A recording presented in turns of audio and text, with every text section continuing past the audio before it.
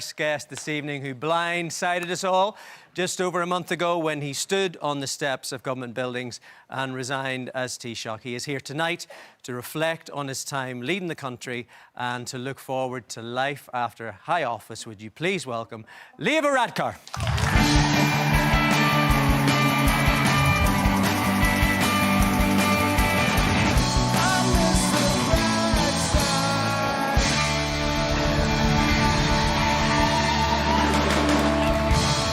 There you go. How's it going? Thanks. Bit of Leo love in the house. Thanks for having me in. I had intended to be here sooner, but I was kind of busy, so... It's all good. Sorry, it's after the fact. No, it's all good. Just after a month since you stood on the steps of government buildings, you kind of blindsided us all. Looking back on that now, still the right decision? Yeah, no regrets so far. I think the hardest thing was actually going through with it. Nearly chickened out the night before. Oh, wow. But was definitely the right decision for me, and I hope as well the right decision for the country too. OK, so talk us through the night before. Yeah, well, look, it's something that I had been thinking about for a few months, but had only definitively made the decision in the days before. And, you know, I was thinking back to 2017 when I first became Taoiseach. I first was given that privilege, and I went into that meeting of 27 Prime Ministers, you know, Chancellor Merkel and Alex Tsipras and Draghi and Rajoy, and I thought to myself, there's only 3 or 4 of us left, most of whom are now going. And in politics, as another former Prime Minister said to me once, there's really only 3 ways you cease to be Prime Minister of your country. It's a huge privilege to get there, quite hard to leave. So you either die, lose or resign. And if you're not going to die or lose, resign is the only option. And then it's a question really as to whether it's voluntary or involuntary. And I always wanted to make sure that it was my decision and on my terms. And in terms of being the right time, that was really more of a political thing, a political calculation. I think we have a good government. I'd like to see it re-elected. For that to happen, my party has to do a bit better than it did last time, gain some seats. And I felt that there was a better chance of that under a new leader. Now, that was a hard decision to make, to say to yourself that you're not actually the right person to bring things forward. But I came to that conclusion. And it needed somebody, you know, after me spending 13 years in government, there was a need for a reset and somebody who could re-energise the party, who could refresh the team, who could renew policies and priorities. And a new person can do that way better than somebody who has been there since 2011, in my case. OK, so, you know, you're setting out a lot of the things that you said, you know, that day on the steps. I mean, whenever I looked at you making that speech, you seemed like somebody who was close to running on empty. You know, was it a case that you had lost energy or support or the ability to make a difference? What was it? I still have plenty of energy and had very strong support in my party and had the support of the Dáil, obviously, which is what you need to be Taoiseach. But I think in politics, we often talk about political capital. You know, it's the money you have in the bank, if you like, metaphorically speaking, as a politician. And over time, that gets eroded, you know, just because of time and also because of the unpopular decisions that you make. You can replenish it, but that's very hard to do. And it was kind of getting to the point where I felt that I would get to the point within a year or 2 or 3 where that had run out, and it was better to pass on the baton now than later. I mean, all of that's, you know, very pragmatic. I mean, some people would maybe say that you'd lost a couple of referendums. You know, the Fine Gael polling isn't rising quickly. You got a couple of elections staring you in the face, that you maybe were afraid to face the music at the ballot box. What would you say to someone who says that? Yeah, look, I can understand that view. I led the country through 5 referendums. We got three through, including the most important ones in my view. Was disappointed we didn't get the 2 most recent ones through, but look, that was the decision of the Irish people, and I fully respect it. In terms of where the party was, look, there's a grain of truth in what you're saying there. We got about 21% in the last election. We will need to do a bit better than that next time. Did I believe that I was the right person to get us to 23, 24, whatever the magic number is that allows us to gain seats to be in government again. I didn't, and that was a conclusion I had to come to. Was that a hard conclusion? Of course it was. Yeah, it was difficult, and it took a bit of time to come to that conclusion. But I think part of leadership is actually knowing when it's the right time to go. There are huge numbers of people, not just in politics, in sport, in business, in life in general, who stay on for one season too many, and I didn't want to be that person. Okay. Who was the first person you told when you'd made the decision? Well, my partner, Matt, obviously, because we'd been talking about it for a bit of time. So he was the first person. And when did he tell Simon Harris? Because Simon Harris was out of the traps pretty quick, wasn't he? No, I told Simon Harris that morning, along with the Fine Gael ministers, that I told Micheál Martin and Eamon Ryan, Taoiseach, leader of the Green Party, the night before. I respected them. I felt I had to do that, and also, Simon Coveney was my deputy leader, and then one or two of my staff told them in Washington DC the time previous. But it's not a decision you can tell too many people about, because you did very well, to be fair. Well, in politics, lots of things leak, as you know, and once you tell more than 6 people anything, there's a good chance it'll be well known very quickly. You mentioned in your final speech that there were political reasons, there were personal reasons as well. What was the toll personally on you in your time in office? Look, it can be considerable. I loved the job. I loved being in government. Loved being Taoiseach. Loved being able to make decisions that really impacted, mostly, not always, but mostly in positive ways in people's lives. You get to do things you'd never otherwise get to do, meet people you'd never otherwise get to meet, travel to places you'd never otherwise get to see. So I would recommend that's all the it. good stuff. Yeah. And really, at a time when it's hard to get people into politics, I don't want to create a bad impression. I'm out at the moment with new candidates in particular, trying to encourage them, and I want people to be in politics. But it does take over everything. Certainly when you're Taoiseach, you're always Taoiseach. And it is very long hours. It is most evenings, most weekends. You are always on, and you're always concerned and worrying about the problems that the country faces and people face and the time ahead. And that shouldn't be forever. And one thing to have in America, for the top job, president, governor, is an 8-year term limit. And maybe that's not such a bad idea. When you took office, you're in an era of smartphones, social media. Were you prepared for that level of scrutiny in your downtime? I suppose I kind of got into politics when it was all kind of starting. So I was probably a little bit like the frog in the boiling water. It gets warmer and warmer and hotter, and you don't really realise it because it happens so gradually over time. And I was good at compartmentalisation. Like, one part of my training as a doctor, as a GP, was to be able to see the patient who was dying at 10 o'clock and then see another patient at 10:25 with a sore throat and give them the same amount of attention. And that was a good skill to learn, because I was able to ignore most of it, quite frankly, and not let it get to me. And that was the case, certainly most of the time. Every now and then it did, but most of the time it didn't. What did get to you? There must have been some things. Definitely never having enough time to do all the things you wanted to do. It's essentially 3 or 4 full-time jobs. You're still a TD for your constituency. You're leader of your party. You're running the government as Taoiseach, and you're also representing the country abroad.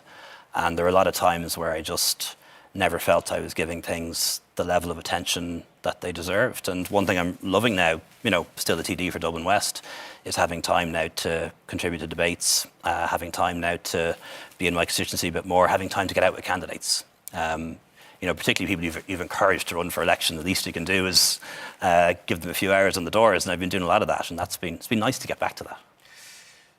Do you think you were a good Taoiseach? Look, I hope so, but I don't think that's for me to judge. People will do that, and I guess they'll do it in the fullness of time. It's too soon, I think, to make those kind of conclusions. You have to see what comes next, I suppose, over the next 3, 4, 5, 6 years to know for sure. I know you listed a lot of things you were proud of in those final couple of speeches. Is there one regret that you didn't get done, something you would like to have changed in your time in office? Look, there's loads.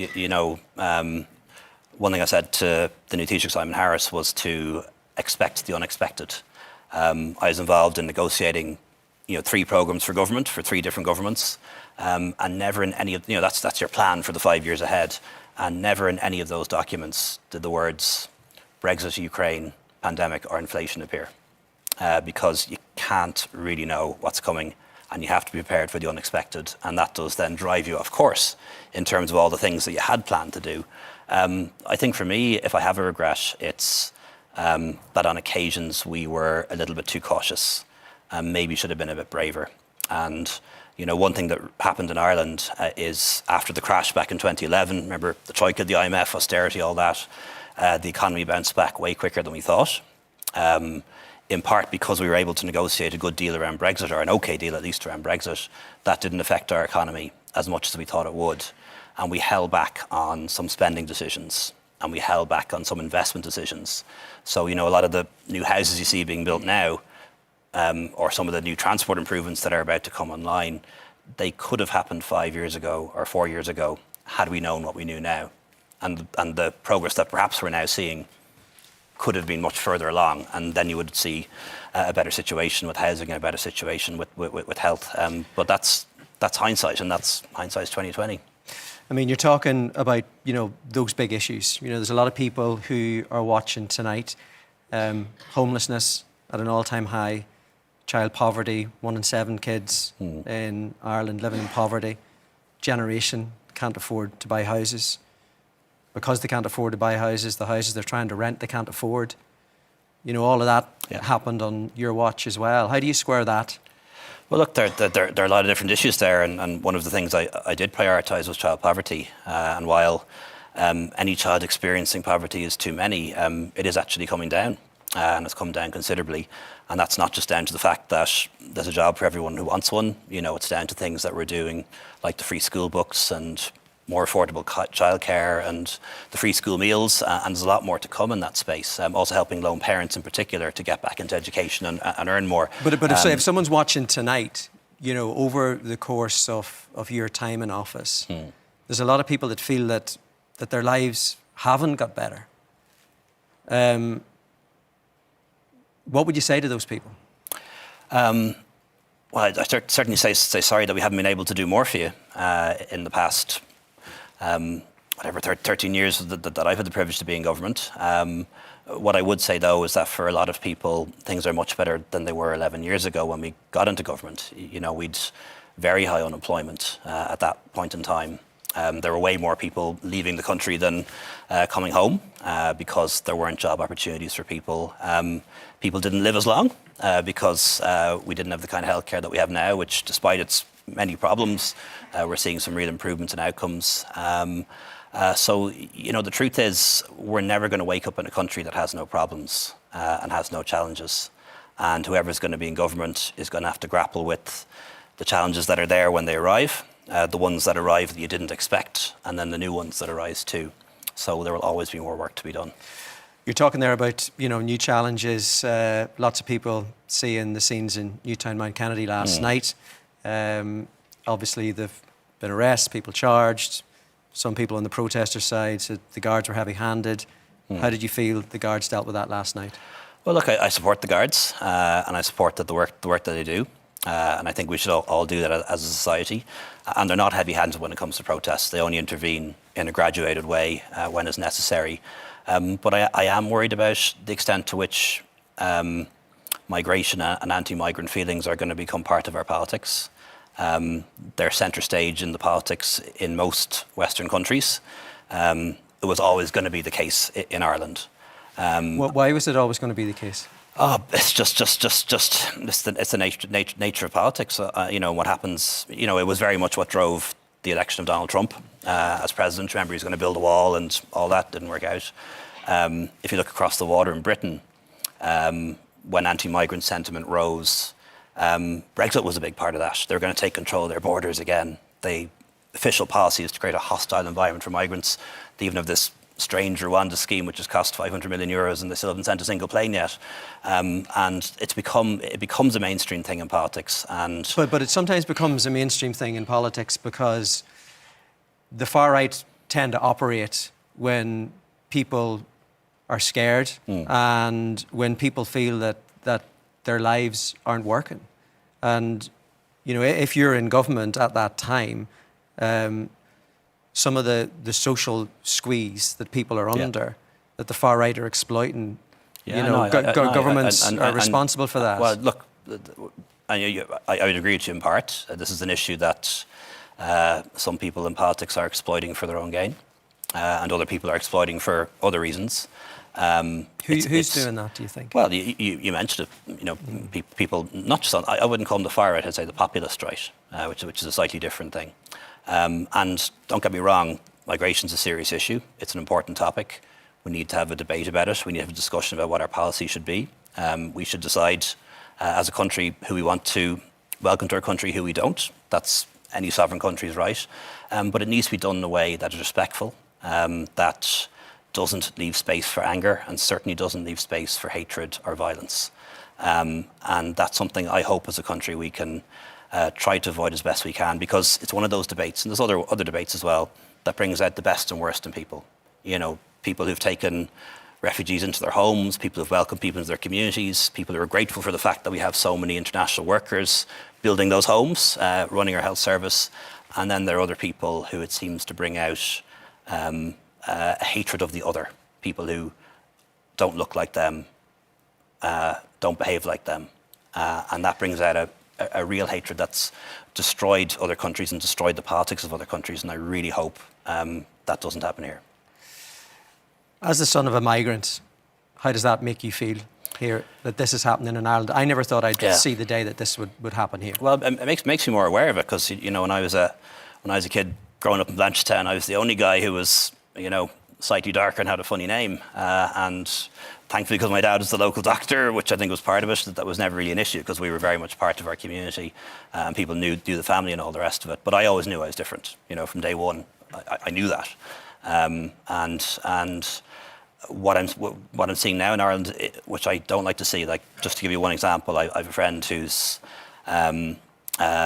married somebody who's black. You know, her husband is English, but he's a black man. And for the first time, and they've kids, and their kids are like me, they're biracial, and for the first time they're worried about their kids. And like, their kids are Irish, their mother's Irish, they grew up here, and for the first time ever now, they're experiencing racism going about their daily lives. And people who are anti-migration and who are saying things just need to bear that in mind. You know, yes, you might take the view that you don't want any more people to come to the country, or you don't think we should accept refugees, whether they're genuine or not. But just, we need to be sensitive as to how that sounds to people, particularly people who need to come to our country, and people who are people of colour who live in our country. They have no other home. What do you think we can do about this? Because it looks like things are going to get worse before they get better. Well, look, we don't know that.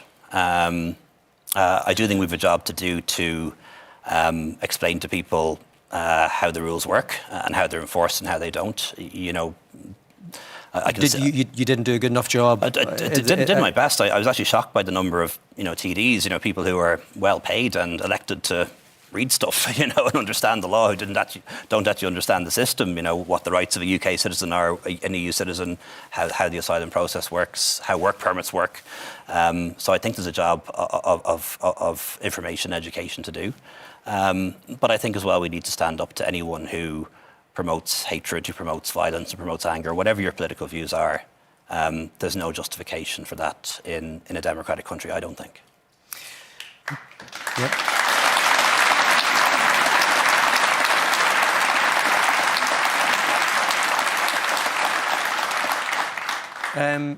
Let's talk a wee bit about your future.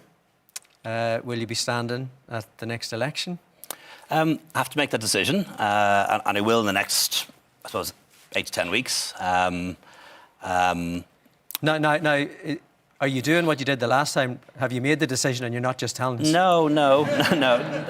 Like one of the things for me, which is so very, very important to me is that I have a really good team around me in my constituency in Dublin West. Got me elected. When I got elected first time back in 2007, regained a seat for the party that the party had lost. And I wouldn't like to see the party lose the seat. So really want to see how well we do in the local elections. We have a great senator in Senator Emer Curry, and we have 5 councillors. And I'm keen to see how we do in the local elections without me on the ballot paper, to give me the confidence that that we can hold the seat and that I'm not necessarily needed. And Dublin West is a strange constituency. We've 4 men. 3 of us are gay, so there must be something in the water in Dublin West. I don't know what it is, but it would be nice to see a female TD elected in the constituency. And Senator Curry is the person that appointed to the Senate and would be my kind of natural successor. But that's all for the next for the future. Yourself and Mary Lou McDonald, whenever you guys were in the chamber, you always had a robust relationship. Will you miss the cut and the thrust of it? I won't particularly miss that aspect of it, and that's nothing personal to anyone. But would you make a good Taoiseach, do you think? I honestly don't know, and that needs to be seen, or may never be seen. Who knows? That depends on how people vote in the election. I think I know this. I think not having ever had experience being in government. Would make the first year or 2 maybe quite difficult, but that's not to say it can't be done. President Obama never had executive experience, nor did Tony Blair, so it's not impossible. But I think it'll be difficult. So Mary Lou's like Obama and Tony Blair. No, I didn't quite say that now, but I'm trying to be balanced here in this, because look, you mentioned you had a few offers you were considering. Anything interesting you can share with us? I mean, maybe the Man United job, or roadie for Kylie at Electric Picnic. I should be so lucky. You should be so lucky.